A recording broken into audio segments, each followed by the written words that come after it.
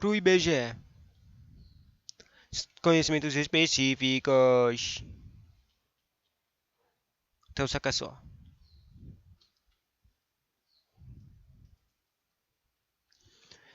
Questões de conhecimentos técnicos. O IBGE oferece um panorama objetivo e atual do país com a produção e a disseminação de informações de natureza estatística, geográfica e ambiental. As informações são essenciais para, daí, enunciado 1, auxiliar as empresas privadas com dados estatísticos do país. Auxiliar empresas privadas é importante para, para investimentos, mas não diria que é para isso, né? Volta. Próximo. Entender como está a realidade do país. Verdade. Para a consolidação de uma sociedade democrática para planejamento de políticas públicas. Certo. Para comparar a realidade do Brasil com a de outro país. Errado. Então, essa aqui é estranha. Basicamente, todas estão certas, menos uma. Quer dizer, todas parecem certas, menos uma. Essa aqui é auxiliar as empresas privadas, não está escrito no manual. Entender como a realidade do país está a realidade do país é uma das finalidades. Mas se você fala essas informações são essenciais para fazer alguma coisa, era mais para a consolidação de uma sociedade democrática. Não, tipo, isso aqui está falando como se fosse uma ação, mas não é para isso as informações. Daí, então, na verdade, se eu penso aqui, a única coisa que faz sentido é usar as informações servem para fazer entender a realidade do país. Para que servem as informações? São essenciais para isso. Tipo, para fazer consolidações de uma sociedade democrática, nada a ver. Quer dizer, essa coisa, esse tipo de coisa de sociedade democrática, na verdade, está escrito no manual, mas ela é sobre o que, que vai ser usado usado essas informações. Elas são usadas para fazer políticas públicas, planejamento de políticas públicas. Não tem nada a ver com uma consolidação de uma sociedade democrática. É para manter a sociedade democrática. Estranho, né? E o auxílio de auxiliar as empresas privadas com dados estatísticos do país também não é relativamente o final. Isso é como se fosse uma finalidade, um resultado que vai acontecer dessa obtenção de informações, porque elas vão. Eu já vi uma questão que tinha essa coisa de empresas privadas. Eu errei ela, porque eu achei que estava falando mais de coisas do setor público. Bom, basicamente, essas informações vão ser relevantes para as empresas públicas para elas fazerem investimentos em locais, entendeu? E acabou acertando. O gabarito é essa consolidação de uma sociedade democrática. E acabei errando, na verdade. Parece que essas informações. Essa questão era uma de completar uma coisa que estava na apostila. Aqui, ó.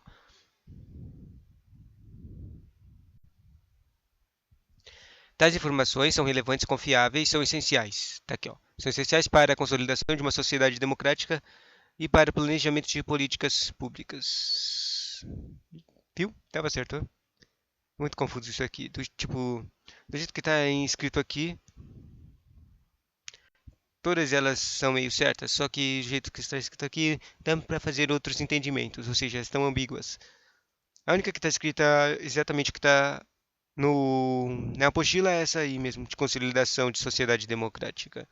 Mas eu achei que era coisa do entender a realidade do Brasil. Próxima coisa. São itens utilizados para identificação de recenseador, exceto coisas para identificar o recenseador. Bom, daí é a foto da apostila, né? Basicamente, o cara um, só tem o colete, que é basicamente o uniforme, e um boné. Só que o que que tem no colete? Tem um crachá. E daí aparece uma coisa aqui, ó, você tinha que falar. Boné, calça, colete, crachá. Daí a única coisa que não tem, que a pessoa não tem é um boné, né? Quer dizer, não, é uma coisa que a pessoa não tem, ela não recebe uma calça. Mas colete e crachá tá junto, o boné vem junto também. Mas não tem esse tipo de diferenciação, não lembro de ter essa diferenciação na apostila, né? Deixa eu olhar, parece que tem mesmo. Parece que na apostila tem uma foto da foto lá do gerenciador com uma separação em boneco, crachá e colete. Engraçado. Próxima questão.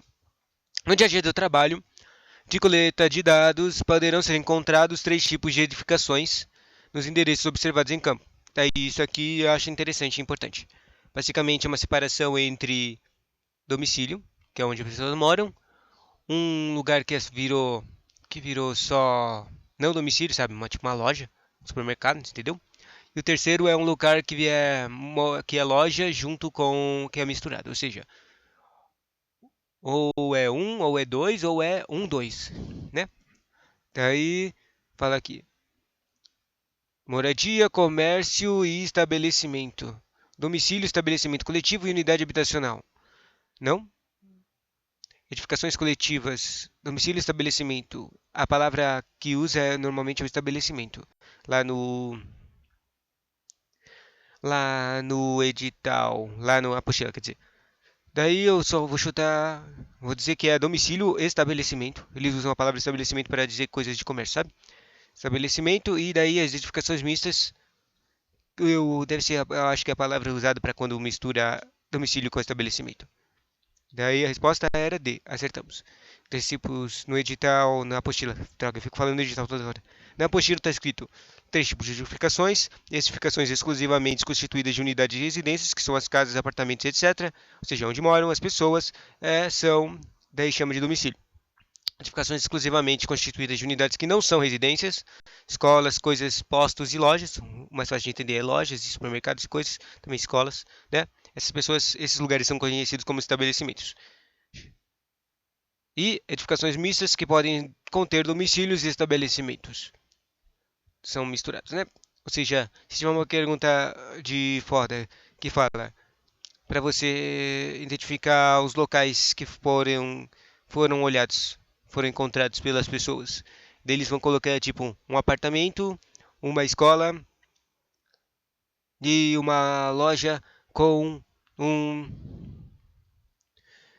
com um não,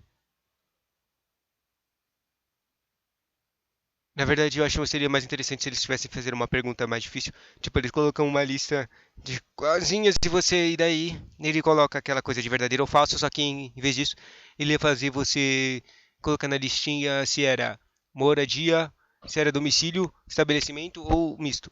Tá. Daí você ia lendo os trequis e escolhendo, cancelando as questões, né? Aqui nem verdadeiro ou falso. Bom, acertamos isso aqui. Próxima questão. No caso de pessoas que ocupam duas ou mais residências, é correto Daí essas coisas de pessoas que ocupam mais de uma residência, ou seja, fica interpolando entre as residências, é basicamente existe na apostila uns critérios para a pessoa para diferenciar as coisas. Tipo, o local em que a pessoa fica mais tempo da vida durante o ano, ou o local que a pessoa tenha mais tempo. Esses são os dois diferenciais principais, mas vamos ver. É correto afirmar que deverá considerar como principais as duas residências. Errado. Tem que só pode se considerar uma, uma residência como a principal, aqui é moradia. Entende? Deve-se recensear a residência no qual o morador mora há menos tempo. Errado. Se a pessoa mora ao mesmo, fica ocupando as duas residências, ao mesmo ou mais residências, uma mesma quantidade de tempo, porque essa mesma a quantidade de tempo é um diferencial para verificar se a pessoa mora lá. Ela é diferenciada pelo local que ela tenha mais tempo, que seria esse sinônimo dessa frase aqui. Morador mora há menos tempo. Ela tem que morar mais tempo na casa para diferenciar ela entre residência. Segundo, será necessário investigar com a pessoa entrevistada qual era a sua residência principal na data de referência do censo. E isso é correto sim afirmar. Esse é o principal que a coisa que tem que fazer, né? Qual é a residência principal nessa data de referência? E segundo, mas também tem perguntas para diferenciar isso, tá? E deve se considerar como principal residência no qual o morador se encontra atualmente. Daí isso não é possível, porque o registrador sempre tem que ver a coisa da data de referência, né? Então só dá para escolher a C. Morador com mais de uma residência. No caso de pessoas, daí na apostila está escrito: pessoas que ocupam duas ou mais residências, será necessário investigar. Investigar, ou seja, fazer as perguntas que estão lá no treco de entrevistação. Qual era a sua residência principal na data de referência? Pois ela não pode ser considerada moradora de duas residências ao mesmo tempo, entendeu? Segundo, qual funcionário do IBGE serve como elo de recenseador e ACM? E é o cara que está no meio hierarquicamente, é o ACS. Daí a resposta era agente censitário e supervisor. O ACM é o chefão municipal, que o recenseador é o nível mais baixo, chama mais baixo. E o cara no meio é o agente censitário, supervisor. A função, daí quando diferencia cada um o recenseador é o peça central, porque ele é o cara que te confirma, pega as informações, é o entrevistador, e sem informações, obviamente, não dá para fazer nenhum dos trabalhos do IBGE, por isso que ele é peça central. Daí quando fala do ACS, fala que ele é um elo, porque ele é o carinha que conecta, que entrega as informações que o recenseador buscou para o ACM, para ele fazer junto com os açaís, os carinhas de administração e informática,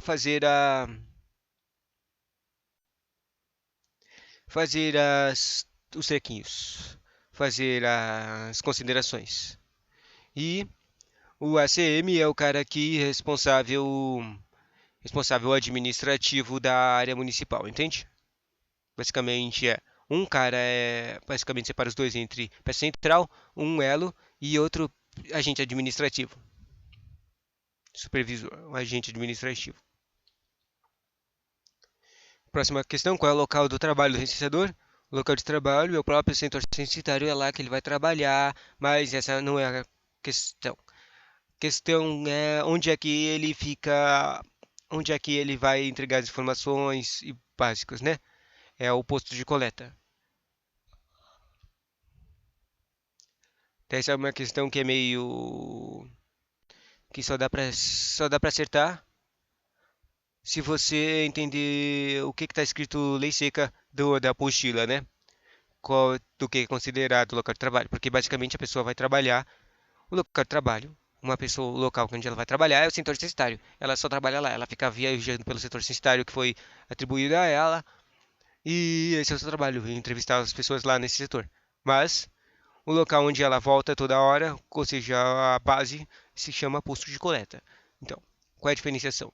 Na apostila, ele chama o local de trabalho a posto de coleta. Bom, mesmo que ela não vá trabalhar lá, ela não trabalha no posto de coleta, o recenseador, ou o setor censitário. E eu diria que era o setor censitário. Vamos lá. E acabou sendo certo. O local de trabalho do recenseador é o setor censitário. E o local de lotação é os postos de coleta. Daí, isso aqui é importante, se você ver os outros caninhas. Existe a hierarquia, né?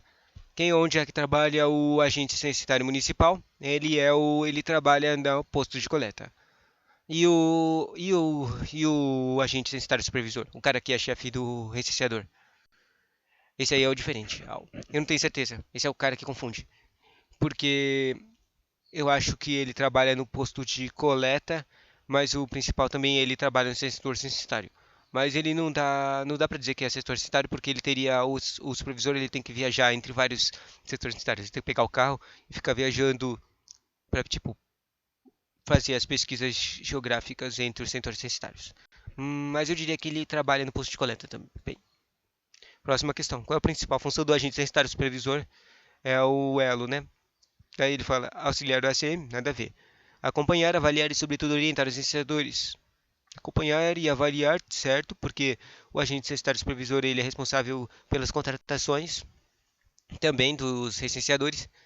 Não responsável total, mas basicamente ele vai lá e vai ver, olha, esse cara aqui, esse recenseador que a gente contratou, ele não está trabalhando, ele não está fazendo seu trabalho direito, tipo, ele não pega as informações direito, ele é mal rude e ele parece que ele não fica buscando as informações, dire, fazendo as entrevistas. Então, tem que ser demitido e contratar um outro o mais rápido possível, entendeu? Para fazer o trabalho direito. E dá para dizer isso. As orientações básicas é que o recenseador, quando ele está com dificuldade para fazer, quando os informantes não querem fazer a entrevista, ele tem que pedir orientação ACS. Essa aqui pode ser a certa, mas vamos ver as outras. Reconhecimento do setor censitário. Isso aí ele tem que fazer sim. E obter informações junto aos moradores de uma determinada área. Ele não tem que obter informações de moradores. Dos moradores, ele só tem que obter informações quando é uma área tipo a quilombola ou de índios. Ele tem que conseguir informações e fazer a negociação para a pessoa, o entrevistador, o recenseador, entrar lá nos locais e eles seguirem as ordens certas. Mas essa aqui não é considerada. Nessa dá para chutar entre a e a D, porque nessa questão ele fala a principal função. Obviamente vai ter uma especificação numa especificação do que é, qual é a principal função dele na apostila. Qual é a principal função? Dá para dizer as duas por causa que o reconhecimento do setor censitário é a primeira coisa que o cara fazia. O agente censitário ele tem que fazer um reconhecimento principal primeiro antes de mandar um recenseador para lá. Entendeu? Ou seja, você tem que dizer. A primeira coisa que o agente censitário supervisor faz, ela é a mais importante? É a função principal dele? Ou é a de ser o elo e ser, ou seja, ser o cara que acompanha, avalia e, sobretudo, orienta os vencedores? Daí, se você diz que você quer a mais importante, obviamente é o acompanhar e avaliar, sobretudo orientar os vencedores, porque ele tem que orientar o trabalho, ver se os trabalhos estão funcionando, se as pessoas estão fazendo seus trabalhos, porque senão não tem coleta de informações, né? Então eu vou dizer a D. E era essa aí mesmo. A função principal do agente censitário municipal é sua acompanhar, avaliar e, sobretudo, orientar os censeadores durante a execução dos seus trabalhos de campo. Assim, evitam-se erros de preenchimento de questionários e falhas na cobertura do setor, como omissão e pessoas domicílios. Ou seja, você tem que pensar que o foco sempre é a coleta de informações. Se conseguiu coletar informações, então essa é a função principal. Próxima questão. Tem umas siglas estranhas aqui, então essa aqui pode ser difícil. Qual sistema é utilizado pelo ACM? ACM é o agente censitário municipal, é o chefe, para o gerenciamento de coleta. Ou seja, isso aqui na verdade está sim, é certo. Tá nunca apareceu uma questão desse tipo na prova do ACM, mas se fosse, ela eliminaria as pessoas, né? É uma questão que está na apostila sim, e está lá, numa linhazinha. Basicão, que é basicamente o ACI. O agente censitário municipal ele vai usar um próprio sistema que feito para o IBGE para coleta de informações de gerenciamento, certo? Daí ele tem um nome. Daí tem as siglas SIC, SIT, SIG, C. E nenhuma das alternativas. Mas eu não acho que não seja nenhuma das alternativas. Então você tem que fazer algum tipo de estimulação mental com essas letras. Criar palavras. E isso é muito difícil, né? Mas primeiro K. K nada a ver, meu. Não tem nem como imaginar alguma coisa. Depois T. T. Bom, se você não entendeu, uma coisa, obviamente, SI significa sistema de informações. Ou seja, você tem que sempre focar na terceira letra. T, eu não consigo pensar em nada, mas GC é o que faz mais sentido aqui. C e GC, porque você pode usar geografia e coleta, ou seja, sistema de informações geográficas de coleta, sistema de informações de gerenciação da coleta, sistema de informações de só consigo pensar o GC. O T eu não consigo criar nenhuma letra que faça sentido para o nome desse sistema de informações. Olha aí, ó. Um desses aqui, ó. A palavra na própria pergunta pode responder isso aqui. Gerenciamento. Ela é muito melhor do que qualquer outra que eu estava usando agora há pouco. Sistema de informações, GC, de gerenciamento. Gerenciamento da coleta de informações. De gerenciamento e nem coleta. A melhor palavra do C é o censo. Sistema de informações de gerenciamento do censo. Um nome perfeito, literal do que é esse sistema, para que ele serve, né? Tem que ser essa aqui. Então, ver. Resposta é C e GC. Acertamos. E olha, o posto de coleta serve para base física de equipe. Quem trabalha lá é os ACM, certo? Daí eu falo aqui, ó, para gerenciar o posto de coleta, o ACM utiliza um sistema. O nome do sistema é Sistema Integrado de Gerenciamento e Controle. CIGC. Olha aí. Deu para acertar a pergunta, mas as nossas letras que a gente usou na sigla eram erradas, né? O primeiro era sistema. O I não era informações, era sistema integrado. O G era certo, a gente acertou, era gerenciamento, mas o C não era I não era coleta e não era censo. Ele era controle. Erramos duas palavras das quatro letras, né? Interessante. Controle. O trabalho de gerenciar é o trabalho de controle. Próxima questão. O setor censitário, que abrange a baixa quantidade de domicílios ou onde não foi identificada a presença de domicílios, é classificado como. Essa aqui é importante, pode cair. Muito tem chance de cair, já caiu no IBGE, né?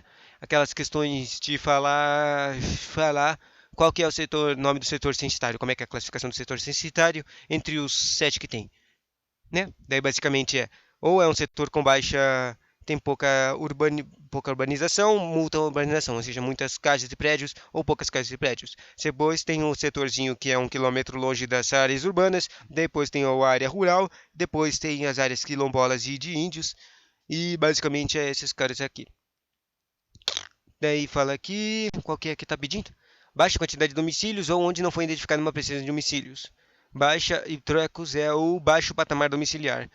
Tá aí o aglomerado subnormal, alojamento e aglomeração rural. Não é aglomeração rural, não é alojamento. Alojamento não é. O alojamento é totalmente diferente, não é um setor censitário. Ele é um. O alojamento é um domicílio. É o nome de um domicílio. Porque tem essa droga de separação de domicílios também, né? Os domicílios podem ser separados em coletivos ou individuais. E o alojamento é uma identificação de domicílio coletivo, não conta. O aglomerado subnormal, ele é o caricha de. Ele é o caricha que tem pouco urbanismo, entende? Pouco urbanismo é misturado entre os carixas. Só dá para pensar nesse aqui, que é o baixo patamar domiciliar. Baixo patamar domicílios ou não identificado para esses domicílios. E a resposta era o baixo patamar, certo. No,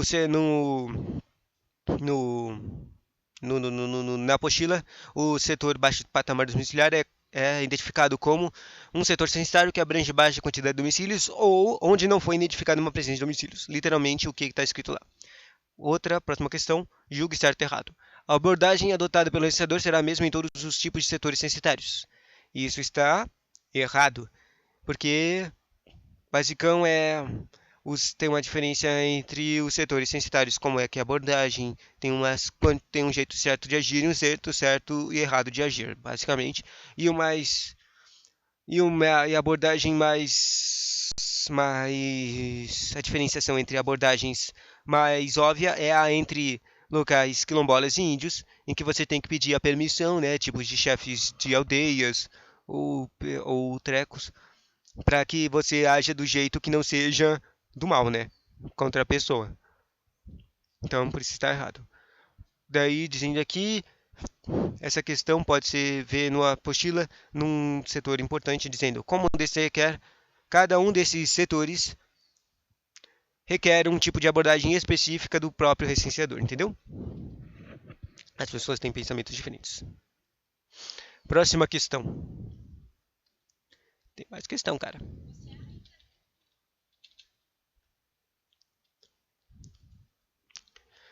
O conjunto de dados coletados trará resultados relacionados a questões fundamentais como a quantidade de acidentes. Volta. Aqui é uma questão que você tem que descobrir. Você tem que lembrar as coisas que estão lá no começo da apostila. Para que serve o censo? A quantidade de acidentes diários no trânsito. Não dá para responder isso, porque a gente não vai perguntar. O principal do censo é ter umas 4 coisas. Tipo, antes eu estava dividindo em 2 coisas, mas com o estudo eu penso mais em 4 coisas. A primeira coisa é domicílio e o principal coisa é domicílio e moradia. Vai conseguir informações de como as pessoas estão vivendo e como elas estão vivendo. E o segundo ponto é o trabalho e educação. A gente vai conseguir, nas entrevistas, a gente consegue informações de educação do país ou do trabalho do país, como é que elas estão vivendo e conseguindo sua renda para a sobrevivência, né? São essas 4. É tipo, as duas principais e uma sub dessas duas que vão ser conseguidas na entrevista. Basicamente são, para diferenciar ainda mais, você pode dizer que o morador e domicílio, você pode separar esses em coisas que dá, é possível ver com seus olhos, e educação e trabalho, coisas que você tem que não consegue ver. Você tem que fazer perguntas para as pessoas para você entender, né? Daí, voltando aqui, esses conjuntos de dados coletados trará resultados relacionados a questões fundamentais, né? Como a primeira diz, quantidade de acidentes diários no trânsito. Não tem isso porque não é uma coisa, responsabilidade que vai ser coletada no censo. Talvez o IBGE faça um tipo de coisa disso depois, mas não é o censo que faz isso. O número de mortes mensais pela Covid isso também não é um treco do censo. A expectativa de vida da população do país. Isso aqui dá para fazer sim. É por isso que esse aqui é meio óbvio, porque ele é o próprio. Ele é o exemplo, é o gráfico exemplo que é usado na própria apostila, né? Ou seja, basicamente, se você tiver um tipo de questão dessas aqui, essa aqui normalmente seria a resposta correta. Mas vamos ver a última. A quantidade de pessoas que possuem automóveis. Não, tipo, se você vai perguntar coisas de automóvel da educação, e você vai perguntar coisas de trabalho, de automóveis no trabalho? Não, né? Claro que só você poderia dizer que dá para ter um tipo de quantidade de informações sobre automóveis se a pessoa trabalhasse com automóvel, né? Tipo um caminhoneiro ou um motoboy, né? Mas não, isso não é, se você pensa nisso, isso não é uma questão fundamental. A única coisa fundamental dessas outras aqui, de todas essas opções, é a expectativa de vida de população. E estamos certos. Daí aqui, vendo a apostila, tem assim, o conjunto de dados coletados trará resultados relacionados às questões fundamentais como o total da população, daí 4 pontos principais que todos eles dava para ver no próprio nesse gráfico que eu falei agora há pouco. A total de população no país por sexo e faixa etária, como na distribuição do território nacional, homens, mulheres e faixa etárias. A expectativa de vida da população do país, obviamente, dá para ver com essa informação que eu falei agora há pouco. O nível de instrução da população também é o treco da educação e a condição de trabalho e o rendimento da população. E daí esse é o treco de trabalho, né? Próxima questão de certo e errado. O registrador é responsável por fazer o trabalho de coleta de dados por meio de telefonemas. Errado, ele não faz a coleta de trabalho por telefonemas. Só com isso aqui está errado, mas tem mais palavras no enunciado, vamos ver encontrar mais erros. Realizados para os moradores. Segundo, estando em contato indireto, errado é contato direto, com o público, ele representa o IBGE para a sociedade. A única coisa que está certa desse enunciado é que ele representa o IBGE para a sociedade. Muito errado essa questão. Contato direto e por meio de entrevistas. Próxima questão. A escolha diária em que o recensor deixa trabalhar dependerá. Daí isso aqui é um engraçadinho, mas eu não penso que isso aqui vai ser questão. Isso aqui é só uma coisa que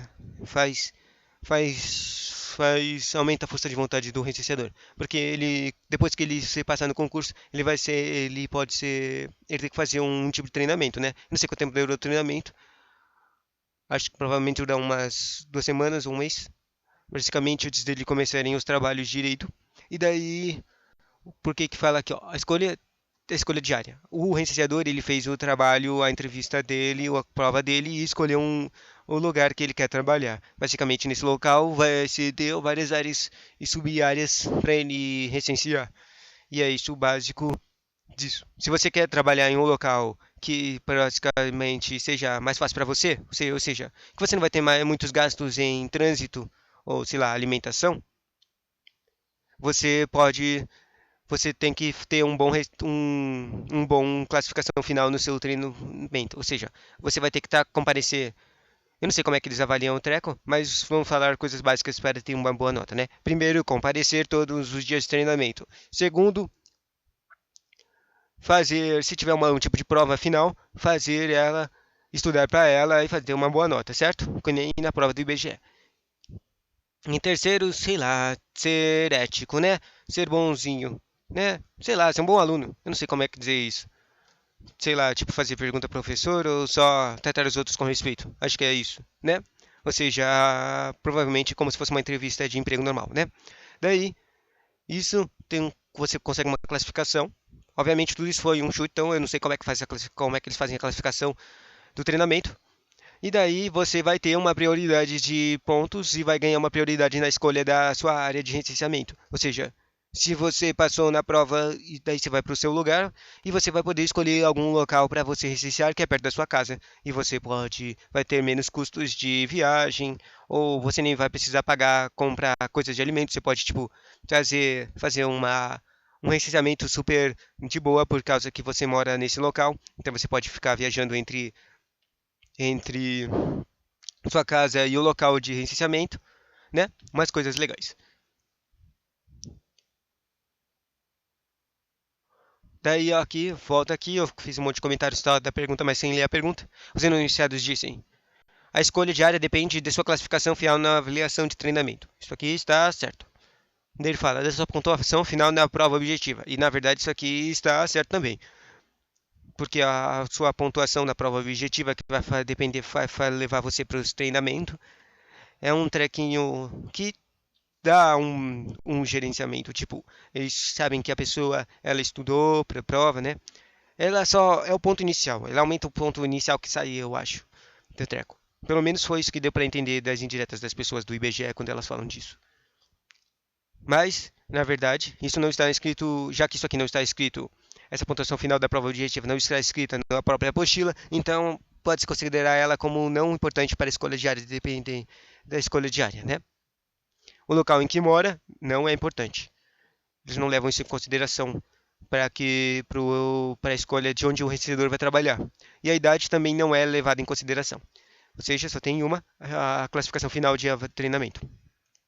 Ela está escrita na própria apostila dizendo: é importante que o candidato vencedor tenha um bom aproveitamento no momento de formação, ou seja, trabalhe, faça, seja um aluno exemplar, né? Uma vez que a escolha da sua área de trabalhar dependerá da classificação final de sua avaliação. Essa área é chamada de setor censitário e é o local onde trabalha o vencedor, onde realizará as coletas de dados. Qual é a data de referência para a coleta de dados no censo 2021? A meia-noite de 31 de março de 1º de abril de 2021. Daí isso aqui é uma questão zoada para você, porque mudou em 2022, lá no final, no começo de 2022, mudou a data de referência. E nessa apostila aqui, ela está falando ainda quando ainda estavam planejando o censo para 2021, tá? Daí ele fala aqui, meia-noite de março, errado. Julho a 1 de agosto de 2021. Deu? Dezembro a 1 de janeiro e meio-dia. Bom, primeiro, não tem a data de referência não representa só um dia, ela representa 2 dias, o 31 e 1 de agosto. Então tem uma que cancela aqui. Mas eu não sei qual, obviamente, já que ou essa apostila tá velha, tá falando do censo de 2021, mas agora a gente vai fazer um censo de 2022. Eu vou chutar aqui ao mesmo dia, a mesma data do censo de 2022. Julho e agosto.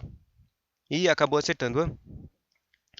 A coleta demográfica representa a partir do primeiro dia de 1 de agosto como data de referência. A data de referência pode ser dita como meia-noite de 31 de julho e para 1 de agosto. Certo, né? Próxima, julgue certo e errado. Setor censitário, agrovila de IPA. Projeto de assentamento. Por que isso aqui é importante? Porque a agrovila do PA, projeto de assentamento, é é um nome de um dos setores censitários. Um setor censitário da projeto de assentamento é um lugar que estão tentando evoluir um projeto, sabe? Estão fazendo um projeto lá, de tentando evoluir o agropecuária de lá. É isso, basicamente, pelo que eu me lembro. É caracterizado de formas de ocupação irregular de terrenos de propriedade alheia. E acho que isso aqui está certo. Públicos ou privados também. Para fins de habitação de áreas urbanas. Para fins de habitação em áreas urbanas. Essa parte aqui final, eu acho que está errado. Essa habitação em áreas urbanas. Basicamente, esse projeto de assentamento aqui são locais. A base aqui é que a Constituição. Quando fala da Constituição, tem aquelas coisas no artigo 5 que todas as áreas de terra têm que ter algum tipo de ocupação que tem um fim social, entende?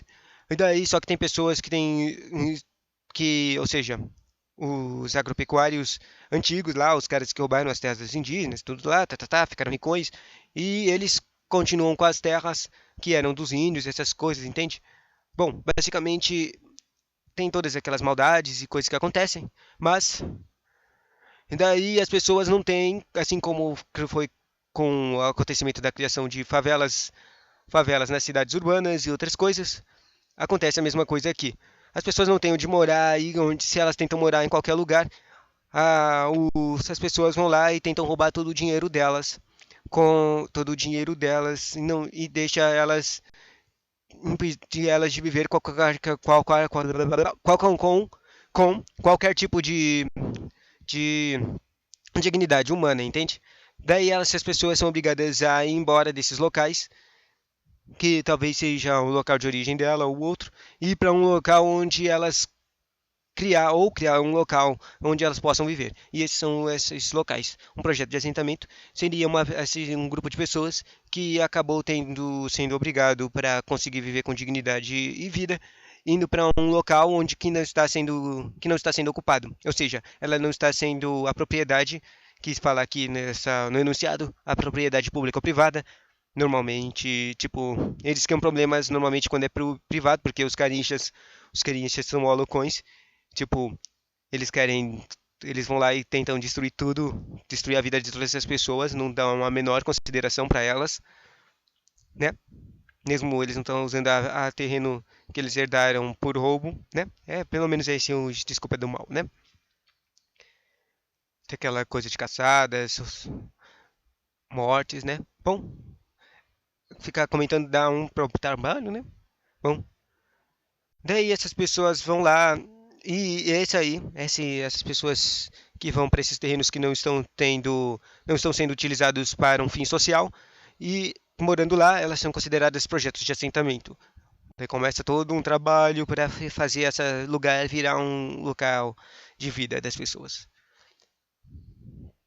Mas agora, depois de eu terminar de comentar e falar tudo isso dessa coisa de projeto de assentamento, o final é a única coisa que me incomoda, né? Habitação de áreas urbanas. Eu não diria áreas urbanas, né? A diferenciação entre áreas urbanas e rurais é bem zoada, né? E uma agrovila seria uma área mais rural, né? Então tá errado. E a resposta está errada mesmo. O setor censitário, com mais de 50 domicílios, tem essa diferenciação entre quantidade de domicílios, né?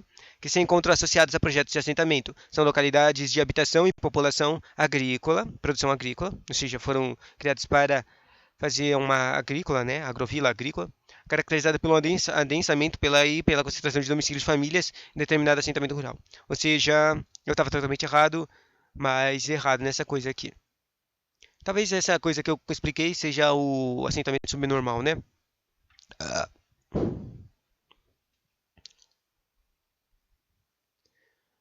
essa coisa aqui de caracterizar de forma de ocupação irregular. Deve ser o subnormal, né? Bom, basicamente vamos associar a agrovila com agropecuária. Um localzinho de agropecuária. Próximas questões?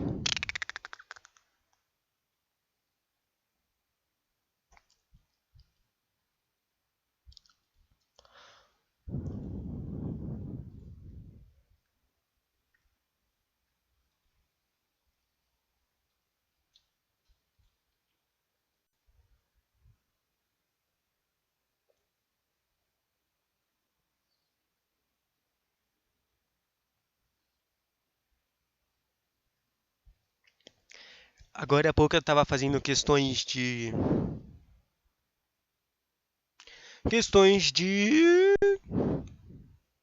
hum, eu ia estava pensando em terminar fazer mais questões de técnicos, mas eu já estudei tantas coisas técnicas que eu tô achando que eu vou errar acertar todas as questões do IBGE. Agora eu devia estudar coisas do português, porque o FGV português é difícil, né? Eles fazem só um texto, daí um texto, dois textos lá no começo e você tem que ver as coisinhas, né? Só de super difícil. Deixa eu pensar. Continuo fazendo com as questões de, de outras coisas ou vou direto para mais questões de IBGE? Vamos continuar. Questões de IBGE.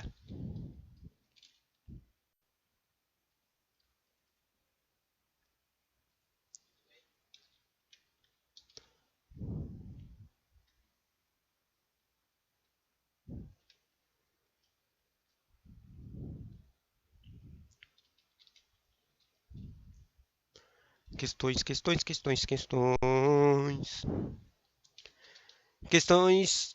Olha aqui. Vamos ler as questões da apostila? Sabia que uma coisa engraçada, tem próprias questões na apostila, ou seja, acho que tem umas 20 questões basiconas. Tipo, se você ler a apostila, você consegue responder, acertar todas elas.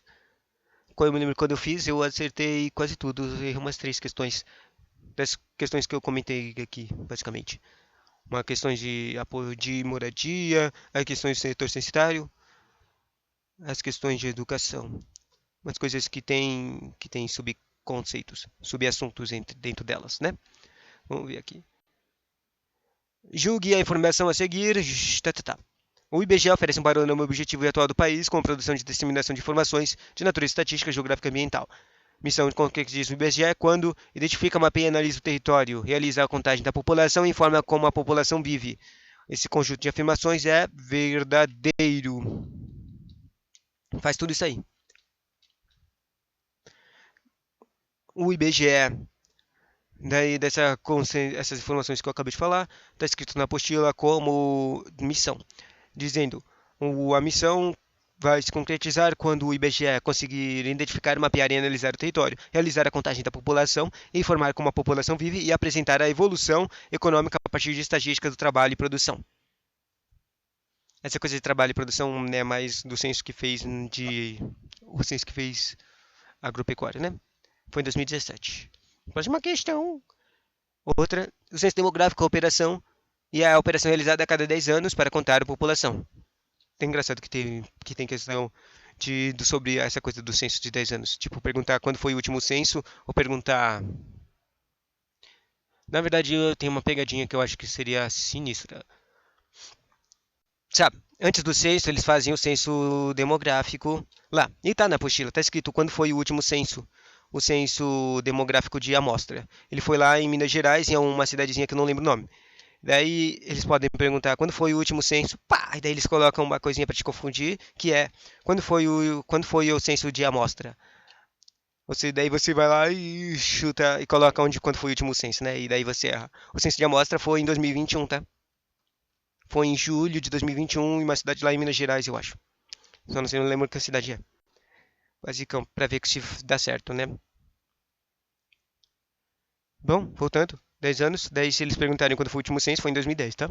Sua distribuição territorial no país, certo? Isso para isso que serve o censo. Principais características são os integrantes de seus domicílios, certo? Porque a gente vai. O principal do censo é moradia e domicílios. E acompanhar a evolução qualitativa ao longo do tempo. Isso aqui é uma coisa que eu apareceu numa questão uma vez e eu errei. Achei interessante, né?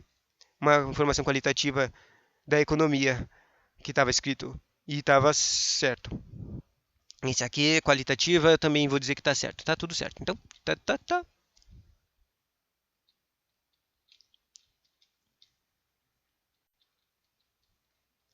E tá errado. E parece que essa coisa de informação acompanhar a evolução qualitativa não tá certo. O censo serve para ouvir informações?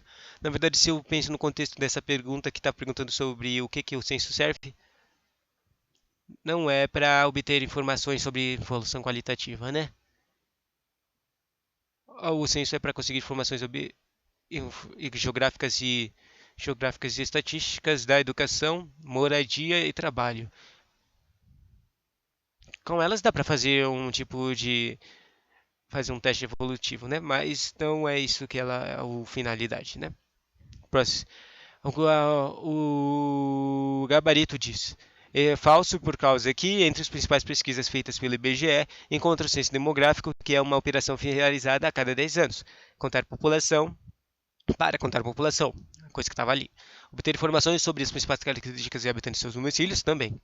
Essas duas. Além disso, verifica sua distribuição territorial no país também. E depois ele fala a evolução de seu quantitativo ao longo do termo. Olha isso, era uma questão que era só falar de quantitativo. Eu não sei o que significa quantitativo, mas obrigatoriamente, quer dizer, felizmente está aqui na questão da apostila, na explicação.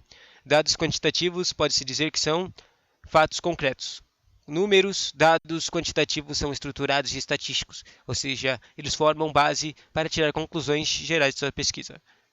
Ou seja, se você falar acompanhar informações de evolução qualitativa, você está falando como se fosse. Não, mas eu ia falar uma explicação muito estranha. Mais fácil é assim, quando faz uma pesquisa do tipo qualitativo, não tem como fazer uma quantidade de entrevistas, entende? Ou seja, quando faz uma informações qualitativas, são poucas a quantidade de informações. Mas só que o IBGE, né, o censo, quantos municípios estão fazendo entrevistas? Quantas moradias? Quantos domicílios vai fazer? Quantos municípios vai fazer? Hein? Basicamente é uma entrevista que as pessoas vão verificar em mais de 70 milhões de domicílios. Ou seja, obviamente isso aqui é um tipo de pesquisa quantitativa. Quanto mais informações, mais qualidade. Quanto mais informações, maior vai dar para ver. Mais certo dá para ver a informação, né? Por isso que está errado isso aqui. Isso aqui me lembra de uma questão que eu errei por causa das quantidades que estão no própria apostila. Você pode esquecer disso, mas no começo da apostila fala o que o censo vai fazer e fala das informações numéricas do trabalho do censo. Basicamente primeiro fala quantidade de municípios que tem o Brasil. Ele vai falar tem 5.500 e alguma coisa de domicílios.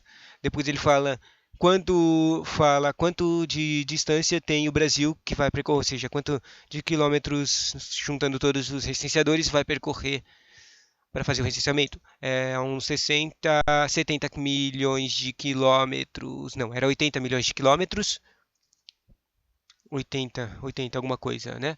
E depois a pergunta era quantas habitações dessas coisas. Obviamente não dá para fazer todas as habitações, não dá para fazer todos os municípios, mas tem um quantitativo de quantos recenseamentos vai fazer. E vai recensear 70 milhões. 70 milhões é 70 mil. Acho que eu estou exagerando com o número de milhões, mas eu não lembro se é 7 milhões ou se é mil, né? Então, 70 mil lugares.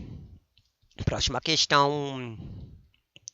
Para chegar a um consenso sobre questões quais serão investigadas, o Censo Demográfico, o IBGE promove consultas de debates amplos, certo? Assinale a alternativa que completa adequadamente as lacunas anteriores. Está falando dos debates. Debates entre a sociedade brasileira.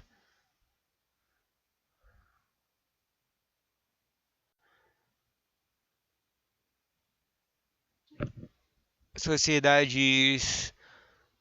Debates amplos com a sociedade brasileira e os institutos de pesquisa e estatística privadas, a mídia em geral e os órgãos técnicos governamentais. Tinha que escolher algum desses quatro carinhas para completar uma lacuna entre os debates. Basicamente, eu diria que é a sociedade brasileira com alguma outra coisa, né? Mídia em geral, não. Órgãos técnico-governamentais ou institutos de pesquisa e estatística do privados. Só que não faz ser estatística privada porque o IBGE é um órgão de estatística pesquisa, né? Então só dá para chutar que seria a sociedade brasileira contra os órgãos técnicos governamentais. E deu certo a resposta. E a resposta está na página 7 da apostila do censo. Próxima questão. Antes da execução de um censo, é realizado um ensaio geral com o objetivo de testar todas as definições. Aí, ó, é o treco que eu falei no começo dessa terceira apostila que eu estou lendo aqui. As definições, procedimentos planejados para a operação. Tá. O ensaio do censo foi em Censo Experimental 2019, que também teve um concurso, mas ele foi só para aquele local, né? Eu não tinha falado que era 2021? Eu achei que foi em 2021. Parece que foi em 2019, viu? Daí, assinale a operação. O censo experimental, por ser apenas um momento que é de ajuste de questões de pesquisa censitária, não contou com uma etapa de coleta de dados. Errado, teve uma coleta de dados. Os dados coletados pelo censo experimental foram relativos ao estado de coisas para uma data específica ou de referência e é um retrato da situação naquele momento. Certo, né? Foi uma basicão de um censo. Os aspectos quantitativos é importante, né? Acabo de ver. É característica da população, e características da população foram coletadas considerando o intervalo entre o censo anterior, 2010, e a data de referência. Aspectos quantitativos, base entre censo anterior. Tem uma coisa disso, mas eu não acho que essa aqui seja correta. E a última, o coleta de censo experimental, foi realizada no município de Poços de Caldas. Isso, foi esse cara do Poços. Eu lembro só da palavra Poços. Em Minas Gerais, certo? Considerando o período de 23 de setembro de 2018 e 22 de novembro de 2019. Tá falando um tempo de período de um ano, meu. Nada a ver, meu. Nada a ver. Não faz o menor sentido esse período de tempo que tá falando aqui. Apesar de o lugar estar certo. Então, eu diria que isso aqui tá muito errado. Bom, eu vou ter que escolher a opção que fala o básico sem nenhum exagero. O B. E a resposta era o B mesmo, acertamos. Os dados coletados são relativos aos estados de coisas de uma data específica e é um retrato de situação daquele momento. Próxima questão, falando do data de referência. Assinaria a data de referência, né? De novo, a gente já fez isso em outra apostila, né? Assim, vamos escolher a mesma que é a nova data de 2022. 31 de julho é 1 de agosto e deu certo, é a mesma agora. É que antes tinha mudado, depois que não deu para fazer em 2021, eles tinham mudado a data do recenseamento do censo para 31 de maio a 1 de junho. Mas agora no começo de 2022 eles mudaram de novo, novamente, e mudaram para a mesma data anterior, que é 31 de julho a 1 de agosto de 2022, né? Voltando, durante o seu trabalho de coleta de dados, o recenseador ficará lotado em um local físico sob responsabilidade lá, e a coisa de lotação é importante. Porque, né, como a gente viu na questão anterior, na primeira apostila, eu comentei sobre o local de trabalho e o local de lotação. Eu não comentei sobre o local de lotação, mas tinha uma diferenciação, eu fiz uma diferenciação entre eles, né? Basicamente, ou seja, se fala do local de trabalho é o setor censitário, se fala do local de lotação é o posto de coleta. O recenseador trabalha no setor censitário fazendo as entrevistas, esse é o local de trabalho dele onde ele trabalha. O local onde é considerado a lotação dele, ou sei lá, o lugar que ele vai sim para descansar ou fazer o backup de dados, entregar os dados para o seu agente supervisor, é o local físico chamado de posto de coleta, que é feito e é temporário, né? E acertamos. Próxima questão. Durante a coleta de dados, o censador terá dois instrumentos de trabalho disponíveis, né? Basicamente, quando fala de instrumentos, é o mapa e o DMT. Quando fala de todos os equipamentos que o cara ganha, é o boné, colete, crachá, junto com o DMT e mapa. Ou seja, quatro coisas são todos os equipamentos, mas os instrumentos de trabalho são só o mapa e o DMT. Daí essa questão aqui é uma questão que está na própria apostila, separando entre DMT, o mapa entre papel e digital, e o DMT e o DMC. Falei DMT, hein? Treco. Daí a resposta era mapa e DMC, basicamente. E acertamos. Está falando aqui, instrumento de trabalho, mapa de setor em papel e disponível mapa de coleta, DMC. Próxima questão é uma de completar a frasezinha. Também questão da apostila, importante, né? Responsável para fazer o trabalho de coleta de dados por meio de entrevistas com os moradores, estando em contato direto com o público, ele representa o IBGE para a sociedade. Assinale a alternativa. Ele fazer coleta de dados, o cara que faz coleta de dados, obviamente, é o recenseador, né? E a resposta era recenseador. Próxima questão. A seguir são indicadas três situações de endereços encontrados em campo. Endereços. O endereços. Os novos endereços que foram encontrados em um campo. Em campo devem ser. Daí você já está falando de um dos trabalhos secretos, que não é muito considerado, mas que todo recenseador tem que fazer, é importante, né? É a coisa geográfica. Geográfica é o ponto de estatístico geográfico do trabalho do recenseador. Toda vez que um cara vai lá, ele vai no endereço, certo? Basicamente, todos os lugares que ele for para fazer o recenseamento, fazer as entrevistas, é um local que ele encontrou no mapa, ou seja, tem um endereço para ele encontrar o local. Toda vez que ele for lá, ele vai olhar no DMT e vai lá e no DMT vai ter uma informações do censo antigo, entende? Daí você confirma as informações do local que você está, presencialmente, GPS, né? E também tudo com o local, com as informações que você vê com seus próprios olhos. Daí, se tiver um local foi desfeito, um novo endereço, você inclui ele. Se um endereço que estava lá antigamente, mas não está mais, você exclui ele. E se um local for igualzinho, você confirma que esse local ainda existe, entendeu?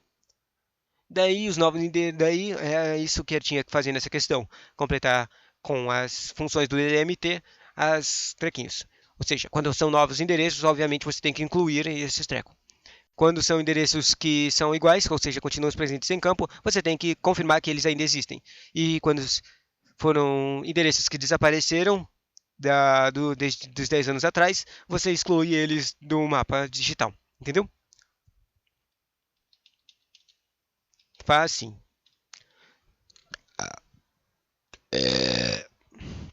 Próxima questão. Julgue a afirmação a seguir. A diferença entre remuneração bruta e remuneração líquida. Basicamente, é quanto existe essa diferenciação na apostila, falando de quanto a pessoa chamada recenseador vai ganhar.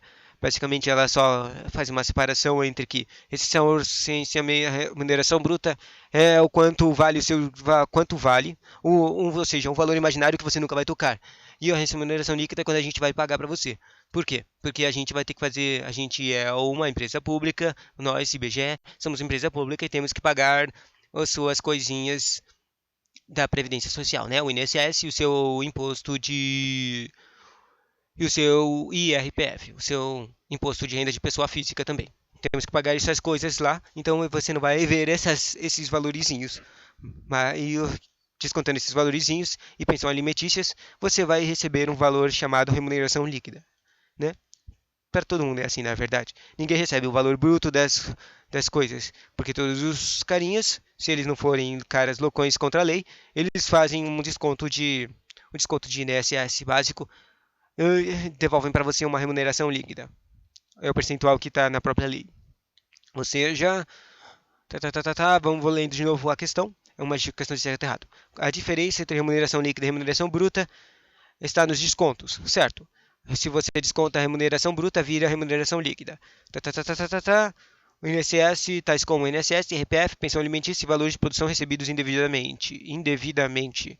Essa coisa, o engraçado dessa frase aqui é os valores de produção recebidos indevidamente. Basicamente é quando são erros que o próprio agente municipal ou o próprio agente municipal previsor falaram, falaram. Basicamente eles anotaram errado quanto a pessoa trabalhou, a eficiência dela. Daí por causa que teve, tipo, ela tinha que ela fez mais, ela acabou recebendo mais do que ela devia. Bom, se descobrirem,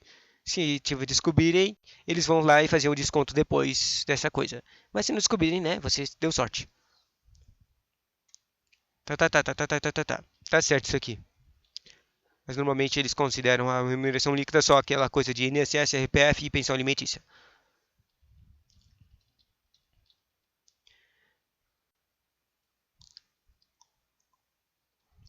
Próxima questão, sobre abordagem. Tem essa questão na apostila também, né? Como a pessoa fala com as outras pessoas, né? Tem fala, é um momento crítico da coleta de informações, faz um primeiro julgamento do recenseador. Basicamente, seja apresentável, né? E fale cortesmente. Assinale a opção que não contém uma recomendação. Demonstre personalidade e credibilidade, certo? Tem que fazer isso. Cumprimento de informações, identificar-se e cumprimente, né? Bom dia e identifique-se. Obviamente, você tem que falar que você é do IBGE e demonstrar que você é confiável porque pode ser confirmado que você é do IBGE usando seu identificação de crachá. Né? Tá certo também. Seja objetivo, fale brevemente o que deseja, certo? Não fique fazendo comentários estranhos. O principal é disso. Essa frase aqui é basicamente de não ficar tentando puxar conversa, sei lá. Só seja objetivo e fale o que você quer. Você é um trabalhador do IBGE e você só quer informações. Em caso de resistência, mostre os dados coletados dos domicílios vizinhos. Obviamente você não pode fazer isso porque todas as informações que você coletar como para o IBGE são sigilosas. Se você mostrar informações de domicílios vizinhos, obviamente você está quebrando a confiança do IBGE e está ainda fazendo um crime de mostrar informações sigilosas. Próxima questão sobre ACMs e ACS da apostila. Ou daí você tinha que falar o nome de uma pessoa. Hã? Exercerá a tarefa de supervisão de operação censitária. Esse aqui é o ACM. O cara que supervisa a operação censitária é o cara administrativo. O cara administrativo é o municipal. Daí, com atenção às questões técnicas de informática. Se eu falava de questões técnicas e informática, ainda dava para dizer que era o ACI, que já teve o concurso, né? Mas na apostila do censo só fala do ACM, ACS, AC e recenseador, né? Então esse aqui é o ACM. Quando necessárias, tarefas administrativas, como inovação de contratos, avaliação de coleta de dados. Sua principal função é acompanhar, avaliar e, sobretudo, orientar os recenseadores. Opa, essa coisa aqui de principal função, daí deu uma coisa errada. Isso aqui não é o ACM, não. Isso aqui é um ACS. Durante a execução de seus trabalhos de campo, assim, evita-se erros de preenchimento de questionários e falhas de cobertura no setor, como a omissão de pessoas domicílios. Daí, isso aqui deu totalmente errado, a minha hipótese prevista. Agora eu tô achando que o agente censitário municipal faz pouca coisa, né? Bom, essa resposta aqui é o SS. Eu já ia errar, né? SS acertamos. Aqui, ó. Na apostila aqui tem uma explicação do que faz o ACM. É desempenhar a função de gerente, certo? É. Eu estava, na verdade, assimilando que a supervisão seria um sinônimo de gerência. O ACM é um supervisor administrador do posto de coleta. E eu estava achando que a primeira fase aqui poderia se assumir como um sinônimo de gerenciamento. Supervisão, né? Ele é o gerente do posto de coleta. O ACM responde tecnicamente e administrativamente, que nem falou agora há pouco, ao coordenador censitário de subárea. Basicamente, só tem que juntar a palavra municipal com o gerenciamento do posto de coleta. Gerente. Municipal é gerente. Municipal é gerente. Próxima questão. A Unidade Territorial de Coleta de Divulgação de Dados Estatísticos do IBGE, que é na prática a área de trabalho onde se localizam os domicílios e estabelecimentos que serão visitados no vencedor para ser chamada de setor censitário. Posto de coleta, volta. A Unidade Territorial, coleta e divulgação de dados estatísticos. Na prática, a área de trabalho onde se localizam os domicílios. A área de trabalhos. Tipo, quando tá falando de territorial de coleta, eu tava até pensando que poderia ser o posto de coleta, mas não. É o setor censitário normal. Tá? Próxima questão, para o IBGE. Para o IBGE, cômodo. Isso aqui é importante, né? Cômodo é o compartimento coberto por um teto limitado por paredes e que seja parte integrante de um domicílio, mesmo que localize em uma parte externa. As ilustrações caracterizam cômodos. Tem essa separação aqui. Recinto com chuveiro e vaso sanitário e um banheiro. E um banheiro é um cômodo, esse aqui.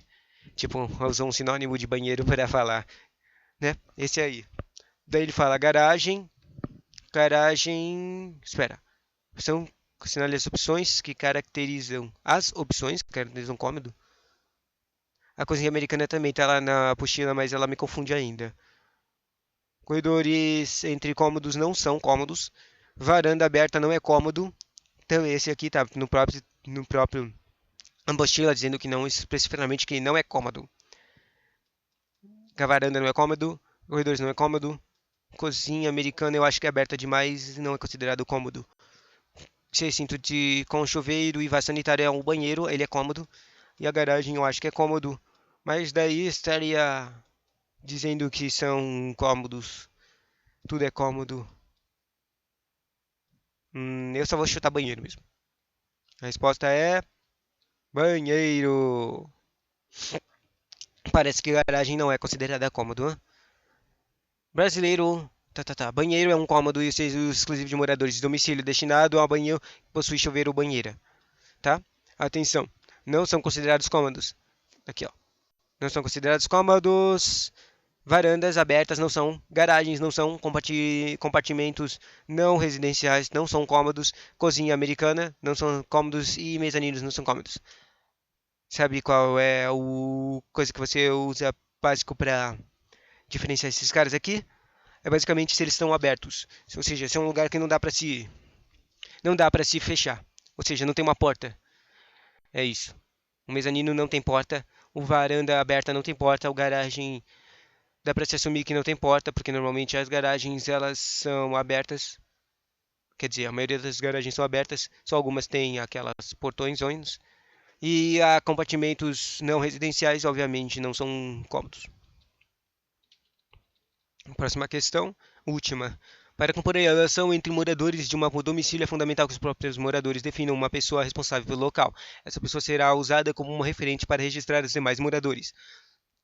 Assim, para o IBGE é considerado uma pessoa responsável, homem ou mulher, com, no mínimo, daí assim que é engraçado, porque a idade mínima que está na própria apostila é uma idade bem pequena. Ou seja, uma criança pode ser considerada como a pessoa responsável, responsável, reconhecida tal pelos demais moradores. Daqui é 5 anos, 15 anos, 18 anos. Normalmente uma pessoa com um grau normal, ela pensaria que a pessoa responsável seria a pessoa que é considerada adulta de 18 anos. Mas isso está errado. É engraçado que o mínimo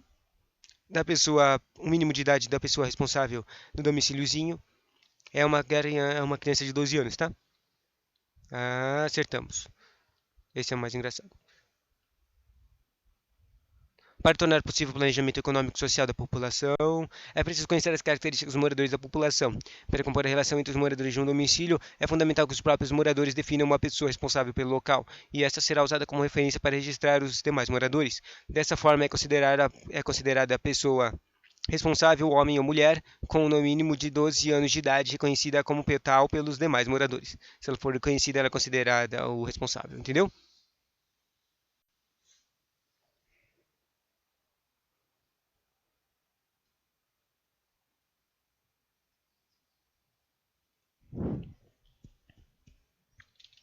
Deixa eu ver. Caraca, já deu 1 hora e 3 minutos, né? Mas vamos fazer mais questões ainda. Não terminam as questões. Próxima parte.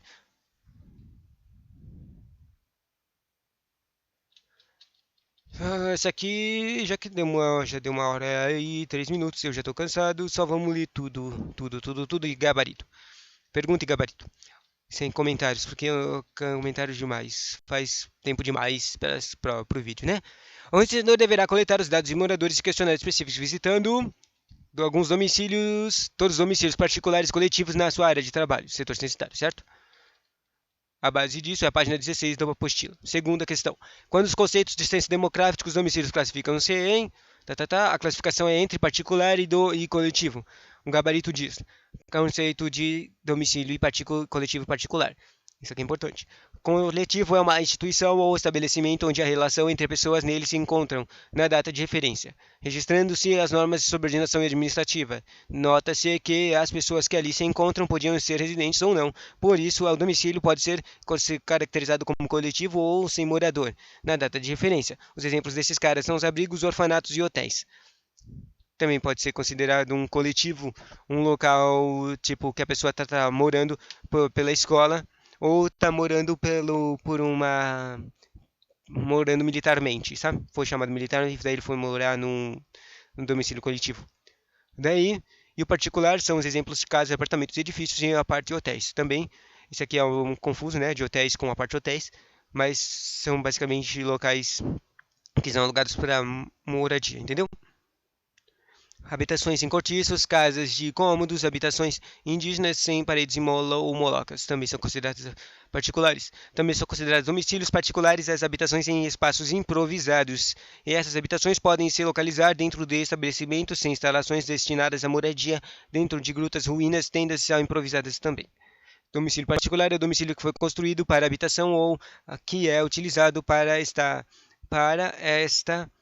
finalidade, servindo de moradia a uma ou mais pessoas. Nele, o relacionamento entre seus ocupantes é ditado por laços de parentesco, de dependência doméstica ou por normas de convivência. Próxima questão. Nos questionários do censo demográfico são investigadas as informações sobre características dos gabarito é domicílios moradores. Estão com base na página 6 e 12 da apostila. Para que o licenciador possa identificar a quantidade de domicílios particulares existentes num mesmo terreno ou propriedade, deve utilizar os seguintes critérios: separação e independência. Acertamos. Os critérios estão na página 50 do gabarito da apostila, dizendo que independência é um critério atendido quando o local de trabalho não tem acesso direto. Ou seja, o acesso a ele não se interfere com a habitação das outras pessoas, que permite aos seus moradores entrar e sair sem necessidade de passar por outro cômodo da moradia de outra pessoa. E a separação Tem que ser física ou uma separação de despesas também. Tem que ter essas duas tipos de separações. A separação física é o que cria a independência e a separação de despesas é a pessoa não ser dependente de outro pagamento de seus impostos por outra pessoa, né? Próxima questão. A cenário alternativa que indica exemplo de domicílio coletivo, que a gente leu agora há pouco. O outro é um cara coletivo. Próximo, só para comentar, os outros eram coisas que não eram nem domicílios ou que eram domicílios particulares. Tipo, a casa de cômodos não é considerado um domicílio coletivo, porque na verdade os cômodos na casa de cômodos são considerados como se fossem uma casa, se cada cômodo fosse considerado uma moradia separada, entendeu? A casa de condomínio residencial, obviamente, é uma casa normal, é uma moradia separada, particular, e uma loja com morador, ela também não é considerada um coletivo. A espaçozinho que foi especificado na loja para uma pessoa morar é considerado como uma cômodo particular, uma moradia. Claro que isso depende, ela ser uma moradia, depende dela ter um certo tipo de dependência quanto ela está morando lá. E a escola pública nem é uma moradia, né? Ela é, como é que se diz, é uma entidade. Não, não era entidade. Qual era a palavra mesmo? A gente viu agora há pouco.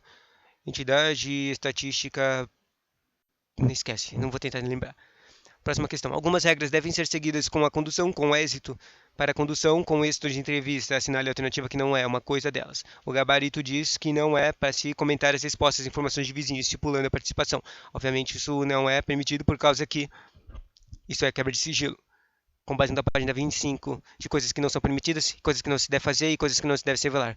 Mas a maioria dessas coisas é basicamente não comentar coisas de sua própria informação, ou seja, nunca quebre o sentido de impessoalidade do seu trabalho e não quebre sigilo. É basicamente isso, as coisas. Assinale a alternativa que define corretamente o setor censitário. A questão era, a resposta era a área de trabalho que do recenseador é o setor censitário, onde se localiza um conjunto de domicílios e estabelecimentos que ele deverá visitar. Aí, ó, essa é a palavra, né?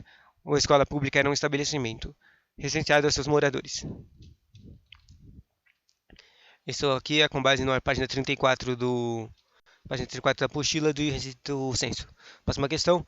O recenseador deve trabalhar numa área denominada a setor censitário. Eu quase falei área censitária. Próxima questão. Quantos tipos de questionários digitais são contidos no MC? Isso aqui é interessante. São dois questionários, o de amostra e o básico. Principal questão dessa coisa aqui de questionários é dar nomes errados para os questionários, né? Tipo, você pode esquecer, achar que o treco se chama questionário simples ou coisa, mas os nomes são questionários de amostra, que é o mais complexo, e o questionário de básico, que tem só algumas questões simples. E a diferenciação que também quebra as questões é que todas as questões que estão no questionário básico também estão no questionário de amostra, ou seja, sempre as questões do questionário básico são sempre respondidas. Não importa que tipo de pessoa que você está entrevistando, sempre vão ser respondidas as questões do questionário básico. Por quê? Porque as questões do questionário básico estão no questionário de amostras. Próxima questão. O recenseador receberá uma remuneração variável com o número de remuneração variável pelo número de. Essa aqui eu não sei o que é isso. Gabarito. Habitantes do setor censitário. Ou seja, a pessoa recebe pelo número de pessoas. Não, falei errado. O gabarito é unidades licenciadas. Ou seja, quantas locais, estabelecimentos e casas a pessoa entrevistou, né? Casas coletivas, estabelecimentos e domicílios ele foi, né? Interessante. Interessante, unidades licenciadas. Próxima questão, o censo demográfico realizado 10 anos, né? De 10 em 10 anos, essa é a resposta. Próximo, o censo demográfico é um processo de contar, conhecer, levantar. Gabarito é ter informações, né? Vamos ver. O gabarito era contar e conhecer cada um dos habitantes de um país. É isso? Louco, né? Entre as principais pesquisas feitas pelo IBGE, enquanto o censo é uma operação que é realizada em 10 anos, característica é seus principais características de seus habitantes e verifica a distribuição territorial no país, evolução de seu quantitativo. Quantitativo, contagem, né? Próxima questão. É numa questão de grupo de amigos fazendo perguntas entre eles sobre o censo. Fizeram comentários. Daí a pergunta, daí dentre essas pessoas, eu me lembro dessa questão. Eu fiz ela quando eu estava lendo a apostila. Basicamente, era uma que você tinha que julgar. Na verdade, essa questão eu não acho que ela estava na apostila, não. Eu acho que era uma questão antiga do IBGE. Basicamente, eles falavam, tinha enunciados e cada uma falava uma coisa sobre o censo, você tinha que julgar se elas estavam certas ou erradas. Se a coisa que ela falou, a pessoa falou do enunciado, ela estava certa sobre o que ela disse sobre o censo. A primeira diz: o censo faz a cada 10 anos uma contagem de população, isso está certo. O censo não informa só quantos somos, mas também como vivemos, isso está certo. Só os funcionários do IBGE discutem o que vai ser pesquisado em cada censo. Errado. Isso aqui é um interessante também, né? Basicamente, aquela coisa de as pessoas públicas, antes de fazer o censo, tipo, o censo vai ter que fazer perguntas especificadas. E antes de fazer o censo, existe o IBGE faz tipos de pesquisas públicas, sabe? Tipo uns questionários públicos para ver o que se deve se perguntar esse tipo de coisas.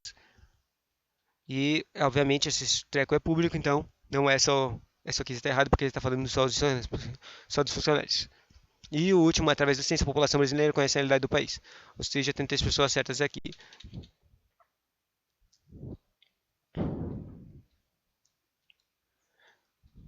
Próxima questão. É importante que a população do brasileira abra as portas para o censo, já que ele será útil para orientar as famílias. Não, vai, gabarito. Gabarito é evidenciar as necessidades a fim de que o governo possa planejar melhor o atendimento da população. Próxima questão. O IBGE é o principal órgão coordenador e produtor de dados sobre o nosso país.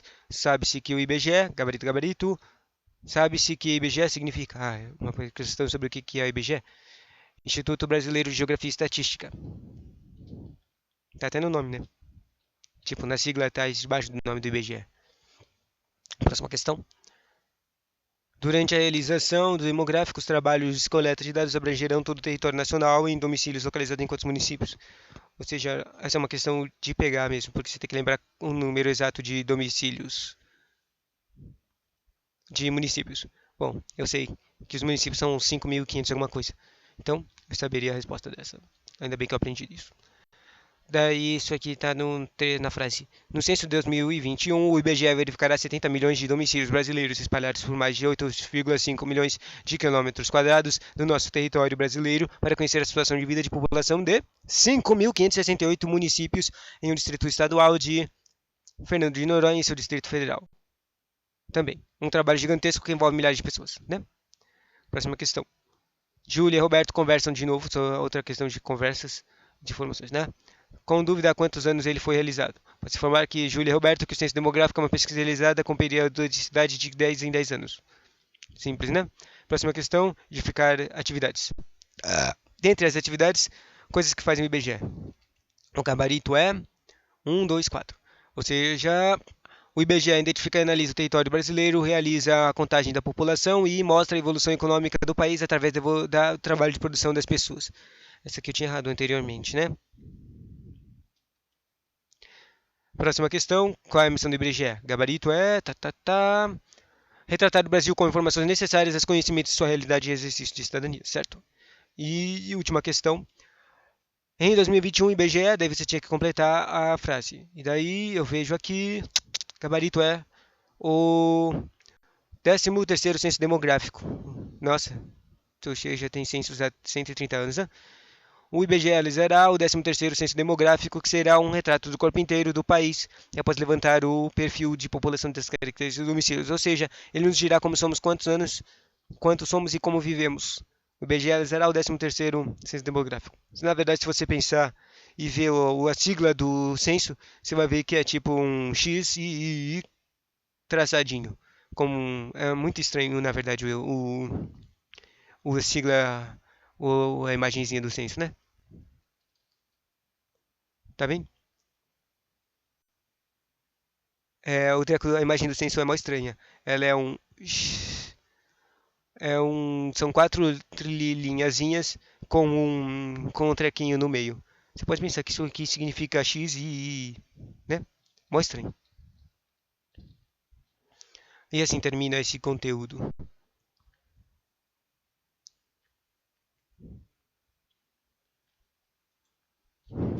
Tchauzinho! Caraca, 1 hora e 16 minutos, né? Tem que responder questões.